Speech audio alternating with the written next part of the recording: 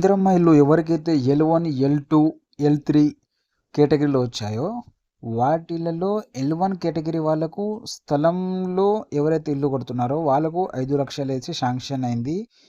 అది కూడా మొదటి విడతలో మార్చు ఫస్ట్ వీక్లో ఆ అమౌంట్ ఇస్తానని చెప్తున్నారు.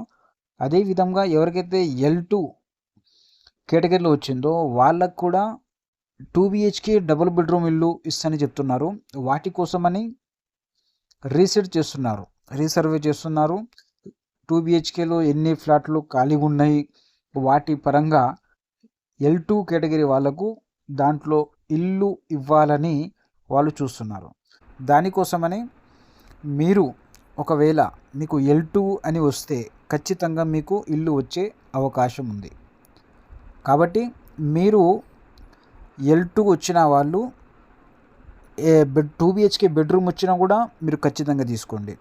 మీకు ఇందిరమ్మ ఇల్లే కావాలంటే అలా కూడా ఇస్తారు. కానీ ప్రస్తుతానికి మాత్రం ఎవరికైతే L2 కేటగిరీలో ఉన్నారో వాళ్లకు 2 BHKలో ఉన్న ఫ్లాట్లు ఖాళీగా ఉంటే అవి ఇవ్వడానికి సర్వే చేస్తున్నారు. కాబట్టి మీకు ఒకవేళ అది కావాలంటే మీరు ఖచ్చితంగా తీసుకోండి. ఎవరికైతే L3 కేటగిరీలో వచ్చిందో వాళ్ళు RCC ఇల్లు ఉన్నవాళ్ళు, 4 వీలర్ బండి ఉన్నవాళ్ళు, అటువంటి వారికి వచ్చే అవకాశం 50% ఉంది. కాబట్టి L2 వాళ్ళు కంపల్సరీ మీకు రేషన్ కార్డు ఉంటే మీకు ఇందిరమ్మ ఇల్లు ఖచ్చితంగా వస్తుంది. కాకపోతే కొద్దిగా వెయిట్ చేయండి, ఎదురు చూడండి. మీకు ఖచ్చితంగా L2 వాళ్ళకు 2 BHK ప్లాట్లు లేక ఇందిరమ్మ ఇల్లు ఇచ్చేస్తారు.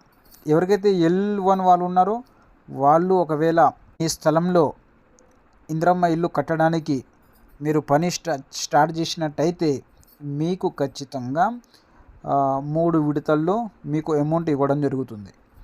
కాబట్టి ఫస్ట్ మీరు బునియాది వేసినప్పుడు ఒక విడత, సెకండ్ మీరు గోడలు లేపినప్పుడు ఆర్సీసీ కట్టినప్పుడు, ఈ విధంగా 3 విడతల్లో మీకు గవర్నమెంట్ అనేది పైసలు ఇవ్వడం జరుగుతుంది. L1 వాళ్ళు ఎవరైతే స్థలం ఉన్న వాళ్ళో వాళ్లకు మాత్రమే. L2 వాళ్ళు మీరు కొద్దిగా జాగ్రత్తగా మీకు వచ్చిన ఆఫర్ని మీరు వినియోగించుకోండి. ఎందుకంటే L2 వాళ్లకు 2 BHK ప్లాట్లు ఇస్తే మాత్రం ఖచ్చితంగా తీసుకోండి.